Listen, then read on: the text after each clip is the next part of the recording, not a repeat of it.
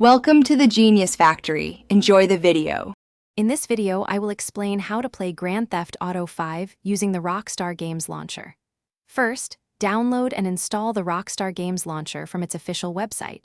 Once installed, create a new Rockstar Games social club account or log in with an existing one. If you don't own Grand Theft Auto 5, you'll need to purchase it through the launcher. After purchase, proceed with the game installation, which typically requires around 95 gigabytes of free storage space on your computer. Once Grand Theft Auto 5 is installed, simply open the Rockstar Games launcher and select the game from your library. You'll then be presented with two main options: Grand Theft Auto Online or the single-player story mode.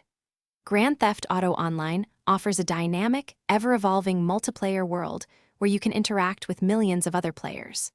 Alternatively, Story Mode immerses you in a compelling narrative following three unique characters through Los Santos. Diving into Grand Theft Auto Online, your first step should be completing the introductory tutorial. This will familiarize you with essential gameplay mechanics and objectives. You'll earn in-game currency, called Grand Theft Auto Dollars, by successfully completing various missions and activities. Use these funds to acquire new vehicles, powerful weapons, and valuable properties, all crucial for building your criminal empire. Engage in diverse activities, from high-speed races to elaborate heists, with friends or other players.